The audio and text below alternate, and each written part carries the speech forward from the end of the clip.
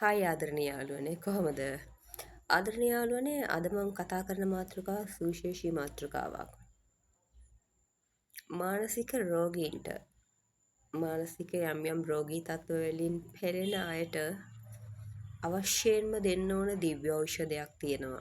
ඒ තමයි ආදරය, කරුණාව, සෙනෙහස, නිසි පෝෂණය සහ රැකවරණය කියන දේ. විශේෂයෙන්ම ආදරය, කරුණාව දෙන්න ඕන. ආදරයෙන් කරුණාවෙන් ජයගන්න බැරි දෙයක් මේ ලෝකේ නැහැ. ආදරයෙන් කරුණාවෙන් ඕනෙම දෙයක් ජයගන්න පුළුවන්. ඉතින් ආදරණීය යාළුවනේ ඕනතරම් අසීමිත ප්‍රමාණයක් මානසික රෝගීන් ඉන්නවා ලෝකේ පුරාම. බොහෝ අයට හමන් සුවයක් නැහැ. හැමදාම බෙහෙත් පාවිච්චි කරනවා. හැබැයි තමන්ගේ දුක, තමන්ගේ වේදනාවන් කියන්න, දේවල් ෂෙයා කරගන්න ඒගොල්ලන්ට කවුරුත් නැහැ. එතකොට ඒගොල්ලෝ ඒගොල්ලන්ගේ ජීවිතේ හැමදාම තනියෙන් විඳවනවා. හරි අහිංසකයි, හරි අසරණයි, හරි පව්. ඉතින් ඒ අහිංසක ජීවිත පව්. ඉතින් මේ මානසික රෝගීන්ට බෙහෙත් වලටත් වැඩිය වටින්නේ දිව්‍යම ඖෂධය ආදරය කරනවා කියන දෙක. දිත්වය වෙදකම වගේම හෙදකමත් අවශ්‍යයි. ඒක හරි. බෙහෙත් වලින් විතරක් සනීප වෙන්නේ නැහැ. බෙහෙත් වලින් විතරක් සනීප කරන්නත් බෑ. දැන් ලෝකේ පුරාම ඉන්න මානසික රෝගීන් අපි හිතමු ડિප්‍රෙෂන් වලට බෙහෙත් බොනවා ඉවරයක් නැහැ. සුවවීමක් තියෙනවද? ආතතිය, කම්පනය, දරා ගන්නට බැරි තත්ත්වය දිනෙන් දින වැඩි වෙනවා. පීඩාව, වේදනාවන් කරපින්නාගෙන ඒ අහිංසක ජීවිතේ, අසරණ ජීවිතේ ජීවත් වෙනවා. පව් ඉතින් ඇත්තටම පව්. වැටිච්ච මිනිස්සයට නැගිටින්න උදව් කරන්න. ඒක තමයි මේ ලෝකයේ තියෙන පරම උදාරතම සේවය. වැටිච්ච මිනිස්සයට නැගිටින්න උදව් කරන්න. විශේෂයෙන් සිතින් වැටිච්ච කෙනෙකුට සිතෙන් නැගිටින්න උදව් කරන්න. ඒක තරම් උත්තරීතර සේවයක් තවත් මේ ලෝකේ නැහැ. ඒ හින්දා වැටුණු මිනිසුන්ට උදව් කරන්න. නැගිටින්න. ඒ වගේම ඇවිලෙන තැන් නිවාලන්න. වැටුණු මිනිසුන්ට නැගිටින්න උදව් කරන්න. සිතින් වැටුණු කෙනාට සිතෙන් නැගිටින්න උදව් කරන්න. ඇවිලෙන තැන් නිවාලන්න. ඒ ත්‍රිත්වය අදම කරන්න. මානසික රෝගීන් ඩොක්ටර්ස්ලා ගාවට යනවා. ඩොක්ටර්ස්ලා කෙයාරින් එකක් නැහැ. ඕනෝට එපාට ප්‍රශ්නේ අහලා ලෙඩේ අහලා ලියා ගන්නවා. බෙහෙත් කොලේ දෙනවා. බෙහෙත් අරගෙන බොනවා. ඒ අසනීප වලින් පෙළෙන අය සුවවීමක් නැහැ. කෙයාරින් එකක් නැහැ. මානසික රෝගීන්ට විශේෂයෙන්ම අවධානයක් සහ කරුණාවක් ලැබිය යුතුමයි, දිය යුතුමයි. ඩොක්ටර්ස්ලා ඒක හරියට කරන්නේ නැහැ. බහුතරයක් මනෝවෛද්‍යවරියන්, මනෝවෛද්‍යවරුන් ඒක හරියට කරන්නේ නැහැ. තමන්ට ප්‍රයිවට් ක්ෂේත්‍රවල නම් තමන්ට ඕන ගාන හොයාගත්තා ගියා. වෙලාවට එන්නෙත් නැහැ. අසරණ ලෙඩ බලාගෙන ඉන්නවා. එහෙම ඕන තරම් මම දැකලා තියෙනවා. අත්දැකීම් පවා තියෙනවා. ඉතින් ඒක හරි වැරදි. සාමාන්‍ය කෙනෙකුට රිදෙන ප්‍රමාණයට වැඩිය මනසින් වෙටිච්ච කෙනාට කොච්චර රිදෙනවද? කොච්චර පවුද ඒ ජීවිත? ඒ හින්දා කවදාවත් ඒ වැරද්ද කරන්න බෑ. එතකොට කවුන්සලර්ස්ලා ගාවට යන්නේ දුක කියාගෙන, ඒ දුක නැති කරන්න මගක් හොයාගෙන. හැබැයි කවුන්සලර්ස්ලා ඇති තරම් සල්ලි කඩාගෙන ඊට පස්සේ ඒ මානසික වේදනාවකින් පීඩා විඳින අයව කෑ කරන්නෙත් නෑ, කිසිම දෙයක් නෑ. සල්ලි විතරක් දරා ගන්නවා. හරි වැරදි මේ තත්ත්වය. තමන්ටත් ඒ තත්ත්වයටපත් වෙන්න සිද්ධ වුණාම තේරුම් ගන්න පුළුවන් වෙයි මොකද්ද තමන් කරේ කියලා එච්චරකල්. ඉතින් මේ වැරදි කරන එක වහාම නතර කරන්න. මානසික වේදනාවෙන් පෙළෙන අයව තවත් රිද්දන්න එපා. ඒ තරම් පාපයක් තවත් නැහැ. මිනිස්සු මිනිසුන්ව ඝාතනය කරනවා. හැබැයි මිනිස්සු මිනිසුන්ව මානසිකව ඝාතනය කරනවා කියන්නේ ඒක අතිශයින්ම පවක්. ඒක සාපරාධයක්, විශාලම සාහසිකකමක්. ඒක කරන්න එපා.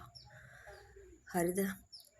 මනෝවෛද්‍යවරයෙක් ඉන්නේ මානසික වේදනාවන්ගෙන් පෙළෙන අයට නිසි අවධානය දීලා ඒගොල්ලන්ගේ ප්‍රශ්න අහලා නිසි ප්‍රතිකාර ලබා දෙන්න.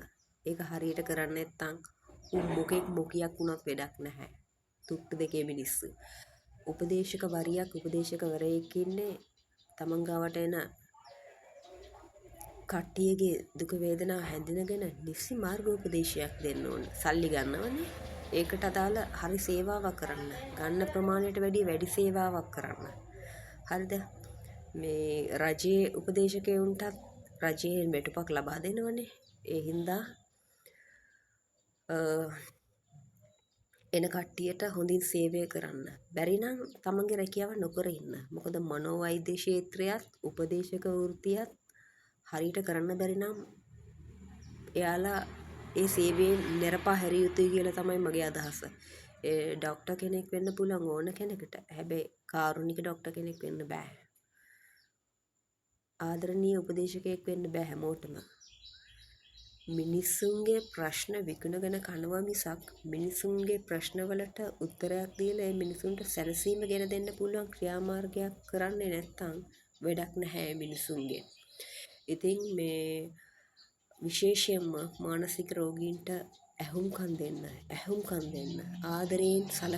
ආදරයෙන් සලකන්න කරුණාවෙන් සලකන්න අවධානය දෙන්න මානසික රෝගීන් තත්පරයක් පාසා මේ ලෝකේ පුරාවටම හැමදාම වැඩි වෙන්නේ ඒගොල්ලන්ට නිසි දේවල් නොලැබීම හේතු කොටගෙන. මුලින් ආදරය දෙන්න, කරුණාව දෙන්න, අවධානය දෙන්න, ඇහුම්කන් දෙන්න. පවුනේත් ඒගොල්ලෝ කොච්චර විඳවනවද? ડિප්‍රෙෂන්, ඇන්සයිටි, OCD කොච්චර මානසික රෝගී තත්ත්වයන් තියෙනවද? ඉතින් ඒ හැමෝටම ආදරයෙන් කරුණාවෙන් සලකන්න. ඔයාට යාට මොකක්වත් අරන් දෙන්න බැරි වෙයි ආදරයෙන්. ඔයා ගාව සමහර විට සල්ලි නැති වෙයි. හැබැයි ඔයාට පුළුවන් ඇහුම්කන් දෙන්න. හැබැයි ඔයාට පුළුවන් අවධානය දෙන්න.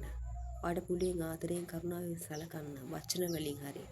ඒ හින්දා ලෝකේ පුරාම මානසික රෝගීන්ගේ ප්‍රමාණය දිනෙන් දින ඉහළ යනවා. ඒ ප්‍රතිශතය වැඩි වෙමින් පවතිනවා. දැන්වත් තේරුම් ගන්න මානසික රෝගීන්ට අවශ්‍යයෙන්ම අවශ්‍ය වන්නේ එක දෙයයි ආදරේ කරුණාව විතරයි. ඒක දෙන්න පුළුවන් නම් රජයේ රෝහල් වල ඉන්නවා ඒ වගේම පුද්ගලික තැන්වලත් ඉන්නවා නර්ස්ලා කියාගත්තු අය.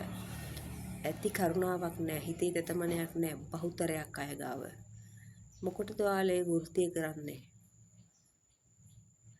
අසරණ ලෙඩුන්ට පිට වෙන්න බැරි නම් පොඩ්ඩක් කරුණාව දෙන්න බැරි නම් මොකටද ඔයාලා ඒ වෘත්තිය දෙන්නේ? වැඩක් නැහැ. ඉතින් මේ තමන්ගේ වෘත්තියේ ආචාර ධර්ම රැකගන්න. ආයිත් කියන්නම් මානසික රෝගීන්ට අවශ්‍ය වෙන්නේ අසීමිත ආදරය කරුණාව. හැබැයි අපිට අසීමිත ආදරය කරුණාව දෙන්න බැරි වෙන්න පුළුවන්. පොඩ්ඩක් හරි දෙන්න. ඒ හිත් නිවාලන්න. මානසික රෝගීන් හැම වෙලාවෙම ඉන්නේ කම්පණයෙන්, වේදනාවෙන්, දැඩි ආතතියෙන්, දැඩි පීඩාවෙන්. ඒ හින්දා ඒගොල්ලන්ගේ දුක නිවාලන්න පුළුවන් එකම ඖෂධය තමයි ආදරය සහ කරුණාව දීම. ඉතින් මානසික රෝගීන්ට ඇතිතරම් ආදරය කරුණාව දෙන්න.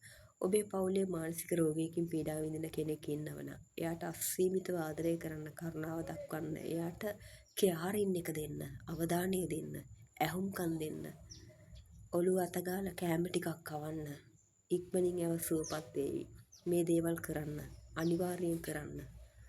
මානසික රෝගීන්ට අවශ්‍යයෙන්ම ලබා දිය යුත්තේ ආදරේ කරුණාව. ඒ දිත්වය. ඒක ලැබෙනව නම් ඒගොල්ලන්ට ඒගොල්ලෝ ඉතාමත් ඉක්මනින් සුවපත් වෙවි. ඒ වගේම මානසික රෝගීන්ව හිතින් තව තවත් ශක්තිමත් කරවන්න. එයාලගේ ඇවිලෙන තැන් නිවාලන්න. මානසික රෝගීන්ට අවශ්‍යයෙන්ම ආදරේ කරුණාව දක්වන්න, ඇහුම්කන් දෙන්න, අවධානය දෙන්න. ඒගොල්ලන්ට මානසිකව නැගිටින්න අසීමිතව ශක්තිය දෙන්න, ශක්තියක් වන්න. ඉතින් මේක තමයි අද දවසේ මගේ පණිවිඩය. ඉතින් මේ දේවල් හරියට ඉටු කරන්න.